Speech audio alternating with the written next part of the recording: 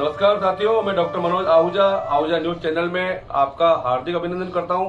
Ahuja news bulletin देखने से पहले हम आपको बता दें, हमारा न्यूज चैनल कोई प्रोफेशनल चैनल नहीं है। कानून की विशेष जानकारियां दिखाना, मौजूदा विधानसभा से संबंधित महत्वपूर्ण खबरें दिखाना और हमसे जो लोग जुड़े हुए हैं, हमारे सब्सक्राइबर्स, हमारे मित्र, हमारे शुभचिंतक, उनसे जुड़ी हुई महत्वपूर्ण खबरें दिखाना हमारे आहूजा न्यूज चैनल की पहली प्राथमिकता में शामिल है। आप भी हमारे आहूजा न्यूज चैनल के सदस्य बने। अगर आपने हमारे चैनल को सब्सक्राइब नहीं किया है तो सब्सक्राइब करें। तो आइए देखते हैं आज की विशेष खबरें Ahuja news channel bulletin. Bhinay sarpanch व पीसीसी सचिव डॉक्टर अर्चना सुराणा ने उदयपुर जिला प्रभारी के रूप में उदयपुर शहर जिला कांग्रेस कमेटी की मीटिंग ली, जो कि पुल स्थित साई ग्रीन वाटिका में आयोजित हुई। नगर निगम चुनाव में कांग्रेस का बोर्ड बनाने को लेकर रणनीति पर मंथन हुआ। इस दौरान कई पदाधिकारियों का गुस्सा फूट पड़ा, जिसमें पदाधिकारियों ने अपशब्दों का भी इस्तेमाल कर दिया। शहर प्रवक्ता शिव शंकर मैनारिया ने बताया कि बैठक की अध्यक्षता जिलाध्यक्ष फतह सिंह राठौड़ ने की। मीटिंग का एजेंडा संगठन की मजबूती और नगर निगम चुनाव को लेकर था, जिसमें प्रभारी सचिव डॉक्टर अर्चना सुराणा बतौर मुख्य अतिथि शामिल हुई। उन्होंने कहा कि देश में कटुता और वैमनस्यता फैलाकर राज करने वालों का विकास से कोई लेना देना नहीं है। आगामी निगम चुनाव में मजबूती से मुकाबला करते हुए बोर्ड बनाना है। इसके साथ ही उन्होंने कहा कि ब्लॉक अध्यक्ष और मंडल अध्यक्ष अपनी जिम्मेदारी को समझें। आने वाले समय में उन्हें ब्लॉक और मंडल स्तर तक बैठकें करके जमीनी स्तर पर कांग्रेस पार्टी को मजबूत करना होगा। जो पदाधिकारी सक्रिय नहीं रह सकता, उसे पद का मुंह छोड़ना पड़ेगा। जिलाध्यक्ष राठौड़ ने कहा कि सभी कार्यकर्ता एकजुट होकर वार्डों में जुट जाएं। आने वाले चुनाव में निगम में कांग्रेस का बोर्ड बनाने के लिए तैयार रहे। पूर्व केंद्रीय मंत्री डॉक्टर गिरिजा व्यास, लोकसभा प्रत्याशी ताराचंद मीणा, पूर्व विधायक त्रिलोक पूर्बिया, प्रदेश सचिव असरार अहमद, प्रदेश कांग्रेस महासचिव गोपाल कृष्ण शर्मा, सचिव दिनेश श्रीमली, ब्लॉक अध्यक्ष सोमेश्वर मीणा, अजय सिंह, महिला अध्यक्ष नजमा मेवा फिरोज, उपाध्यक्ष राजीव सुवालका, खूबीलाल मैनारिया, दीपक सुखाड़िया, सुधीर जोशी, दीपक व्यास, महामंत्री दिनेश दवे, अरुण टांक सहित कई पदाधिकारी और कार्यकर्ता मौजूद थे। इससे पूर्व कार्यकर्ताओं ने मुख्य अतिथि उदयपुर शहर प्रभारी व पीसीसी सचिव डॉक्टर अर्चना सुराणा का गर्मजोशी से अभिनंदन भी किया। माननीय अर्चना जी सुराणा मैडम, कृपया अपना उद्बोधन दें और हमें निर्देश जो भी आपके से प्राप्त होंगे उनका अनुसरण।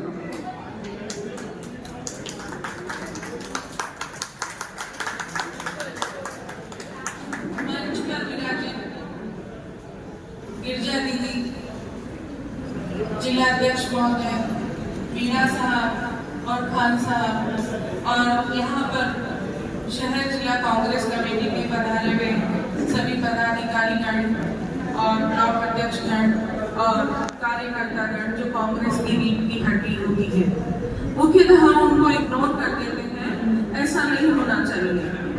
मैं आपसे निवेदन करना चाहती हूँ, 2 मिनट बात कहूँगी, अपनी शांति बनाए रखें। लोकसभा का जो परिणाम है हमारे सामने आ चुका है। आप लोगों को भी पता होगा कि हमारी क्या क्या कमियां रही और हम किस तरह से लोकसभा की सीट को हार गए।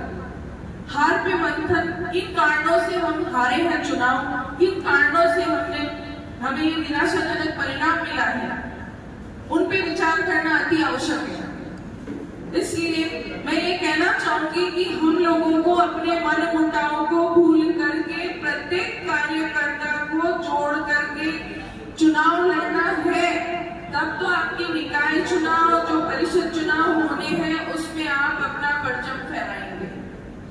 और एक बात मैं आप लोगों से और निवेदन करना चाहूंगी कि जब तक आपका अपना शासन नहीं होगा, जब तक आपका अपना व्यक्ति उस उच्च पद पर नहीं बैठेगा जो चुन करके आएगा, तब तक आपके काम नहीं होंगे। काम नहीं होंगे तो आपका वर्चस्व कहाँ कायम रहेगा, मुझे बताइए आप।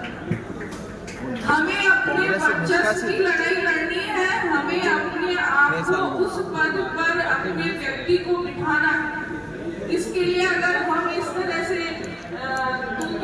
करते रहे तो मुझे लगता है कि थोड़ा हमें ये चेतावनी है हमारे लिए कि हमें अलर्ट हो जाना चाहिए। और जिस तरह से हमारे नेता माननीय राहुल गांधी जी जो बिल्कुल महल से निकल के सड़क पे चले हैं, उसका परिणाम हमारे सामने है। तो हमें थोड़ा सा आप बताइए ना, उनको कहाँ जरूरत है? वो इतनी मेहनत किस लिए कर रहे हैं? गरीब के लिए, किसान के लिए, वंचित वर्ग के लिए, महिला के लिए ये लड़ाई लड़ रहे हैं, तो हमें उनका साथ देना चाहिए। उनको ध्यान में रखते हुए अपने मैं फिर निवेदन करूंगी कि मन मुटाव को बुला करके एक होके चुनाव लड़ना चाहिए। आगे जो अभी शर्मा जी कह रहे थे, तो मैं आपसे निवेदन करना चाहती हूँ कि मैं 1 to 1 की बात सुनूंगी। मैं आपकी बात माननीय अध्यक्ष जी तक निश्चित रूप से पहुंचाऊंगी, और जिला अध्यक्ष जी से भी मेरी बात हो चुकी है। तो मैं अंत में यही कहना चाहूंगी कि हम बिल्कुल संभाव और एकता रखते हुए अपनी बात को कहें, क्योंकि अगर 1 by 1 अपनी बात कहेंगे तो सबका नंबर आ जाएगा, और नहीं तो कोई भी अपनी बात अच्छे से कह ही नहीं पाएगा।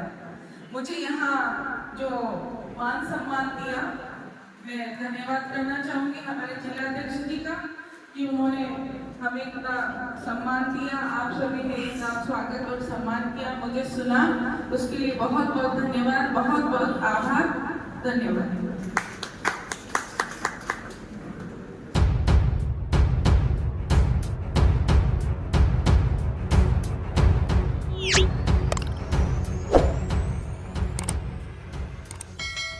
राजस्थान उच्च न्यायालय के अतिरिक्त महाधिवक्ता तथा बार काउंसिल ऑफ राजस्थान के चेयरमैन भुवनेश शर्मा की माताजी शांति देवी आयु 80 वर्ष का देवलोक गमन होने पर मंगलवार शाम को करीब 4 बजे शहर के त्रिवेणी नगर मौक्षधाम में उनका अंतिम संस्कार किया गया।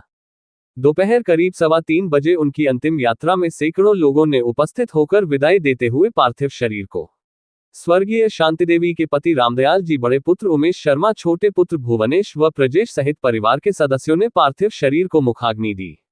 वहीं पार्थिव शरीर पंचतत्व में विलीन होने पर अंतिम यात्रा में शामिल होने वाले शुभचिंतकों ने एक एक कर चंदन की लकड़ी समर्पित कर इस महान आत्मा को भावभीनी दी।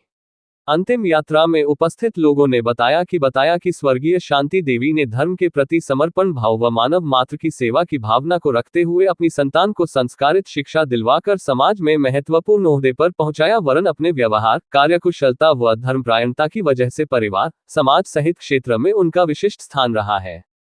स्वर्गीय शांति देवी अपने पीछे पूरा भरा परिवार छोड़कर गई हैं। उनके पुत्रों ने अपने अपने क्षेत्र में अपना नाम श्रेष्ठ किया है। ज्येष्ठ पुत्र उमेश शर्मा राजस्थान प्रशासनिक सेवा में कोऑपरेटिव ऑफिसर हैं।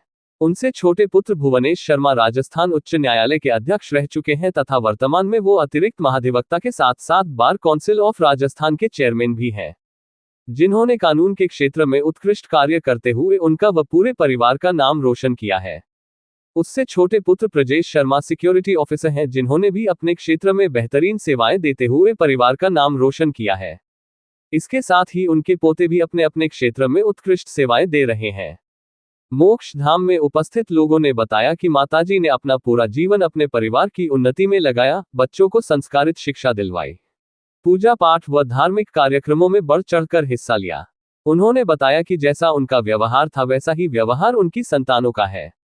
इनके पुत्र भी अपने स्वर्गीय माता व पिता की तरह पूरा मान सम्मान देते हुए उनकी यथासंभव मदद करते हैं। अंतिम यात्रा में राजस्थान हाईकोर्ट के अधिवक्ता साथियों सहित पूरे प्रदेश के अधिवक्ताओं के साथ साथ बार काउंसिल ऑफ राजस्थान के सदस्यों सहित उनके गृह निवास हुकमी खेड़ा हिंडौन के सैकड़ों पारिवारिक सदस्य व ग्रामीण भी मौजूद रहे। इतनी बड़ी संख्या में उपस्थित लोगों की उपस्थिति इस बात की पुष्टि कर रहे थे कि जैसा व्यवहार शर्मा के माताजी व पिताजी का था और है, वैसा ही रिश्ता इन्होंने भी बनाया है।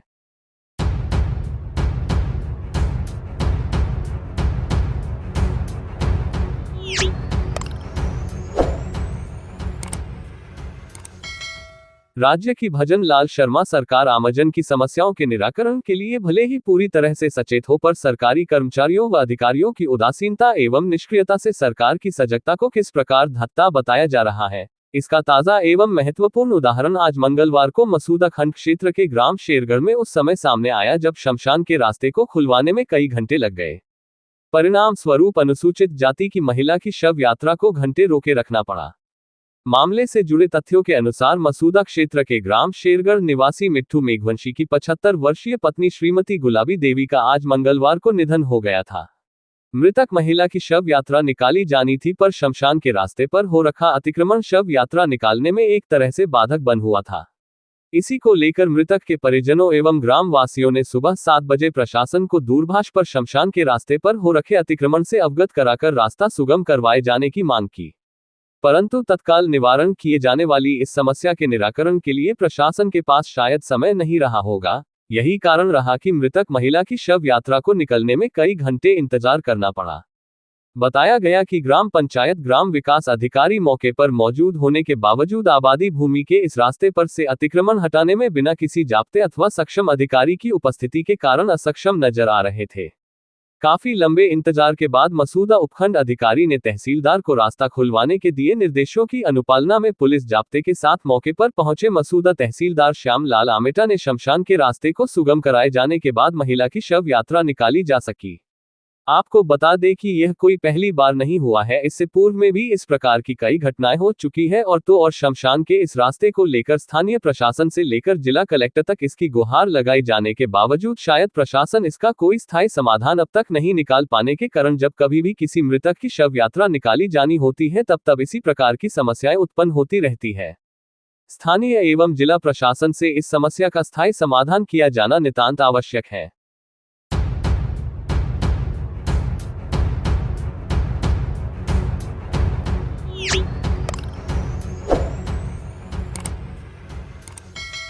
ब्यावर जिले के मसूदा विधानसभा क्षेत्र के विधायक वीरेंद्र सिंह कानावत के विधायक बनने के बाद राजस्थान विधानसभा के बजट सत्र में मसूदा को नगरपालिका मसूदा के राजकीय सामुदायिक चिकित्सालय को उप जिला चिकित्सालय में क्रमोन्नत करवाने सहित कई महत्वपूर्ण उपलब्धियां हासिल करने के बाद विधानसभा में अभी इन दिनों क्षेत्रीय विधायक वीरेंद्र सिंह कानावत द्वारा विधानसभा में सरकार के समक्ष विकास कार्यों की रखी मांग के मद्देनजर लगता है कि क्षेत्रीय विधायक अब और भी कई महत्वपूर्ण उपलब्धियां हासिल करने के लिए तत्पर दिखाई दे रहे हैं। विधायक वीरेंद्र सिंह कानावत द्वारा अभी हाल ही में 2 दिनों में विधानसभा में सरकार के समक्ष मसूदा क्षेत्र की रखी विभिन्न मांगे इसका अत्यंत ताजा एवं महत्वपूर्ण उदाहरण कहा जा सकता है। क्षेत्रीय विधायक वीरेंद्र सिंह कानावत ने भिनाई के राजकीय सामुदायिक चिकित्सालय को 50 बेड हॉस्पिटल में क्रमोन्नत करने की मांग रखी। विधायक ने सदन में स्पष्ट किया कि कभी विधानसभा के रूप में अपना स्वतंत्र अस्तित्व रखने वाले भिनाई का 2008 में हुए परिसीमन के दौरान मसूदा क्षेत्र में विलय होने के बाद मसूदा क्षेत्र के भिनाई के राजकीय सामुदायिक चिकित्सालय को 50 बेड के हॉस्पिटल में क्रमोन्नत किया जाना आवश्यक है। इसी प्रकार भिनाई के राजकीय महात्मा गांधी विद्यालय में छात्र छात्राओं के साथ अध्ययनरत रहने के मद्देनजर ग्रामीणों की मांग को लेकर भिनाई में बालिकाओं के लिए एक और राजकीय उच्च माध्यमिक विद्यालय खोलने की सरकार से मांग की। भिनाई में सार्वजनिक निर्माण विभाग के सहायक अभियंता कार्यालय खोलने व बांदनवाड़ा के विद्युत उपभोक्ताओं को सुविधा उपलब्ध करवाने के उद्देश्य से बांदनवाड़ा में 132 kV GSS खोलने की मांग रखते हुए विधायक ने सदन में बताया कि उक्त कार्यालय हेतु जमीन आवंटन होने के साथ ही 4 दीवारी भी बनी हुई है। विधायक ने मसूदा में खेल स्टेडियम के बाद भिनाई के युवाओं के लिए भी सरकार से खेल स्टेडियम की मांग है।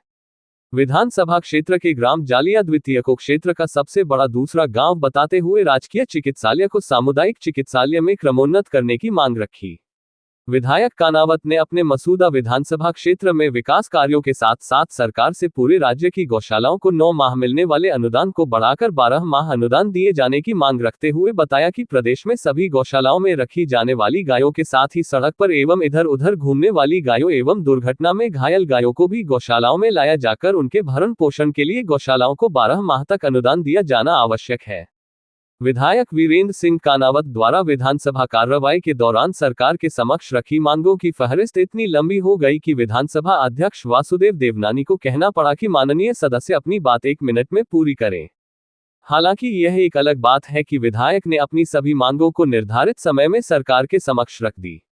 विधानसभा की कार्रवाई के दौरान देखा गया कि क्षेत्रीय विधायक वीरेंद्र सिंह कानावत द्वारा मसूदा क्षेत्र की मांगों को जिस प्रभावी ढंग से सरकार के समक्ष रखी और सरकार से लगातार की जा रही विकास कार्यों की मांग को दृष्टिगत रखने से लगता है कि विकास की सभी मांगें यथाशीघ्र पूरी होकर मसूदा क्षेत्र विकास के नए आयाम छूने की ओर अग्रसर है।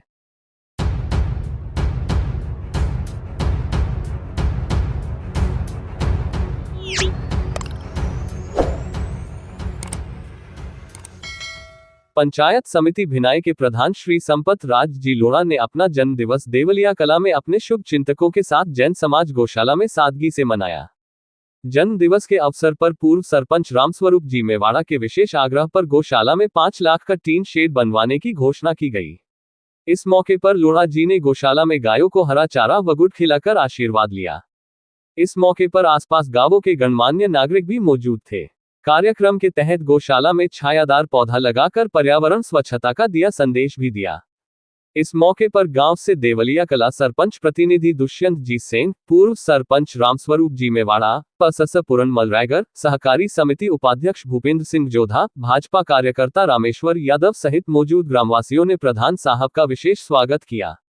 इस दौरान सरपंच संघ अध्यक्ष बछराज जाट चापानेरी, भाजपा नेता तुलसीराम भिनाय, सरपंच प्रतिनिधि आलोक जी सोबड़ी, सरपंच ब्रजमोहन जी नादसी, सरपंच महेंद्र जी बदली, भाजपा नागोला मंडल अध्यक्ष हंसराज जी गुर्जर, प्रियंका चापानेरी, प्रधानाचार्य अंकुश मेघवंशी, रमेश जी सेन, रामधन यादव, रामजस यादव, महावीर मेघवंशी, रामधन प्रजापत, महेंद्र सिंह चपलोत सहित सैकड़ों शुभचिंतकों ने गौशाला में पहुंचकर लोढ़ा जी का स्वागत कर मंगल कामनाएं की।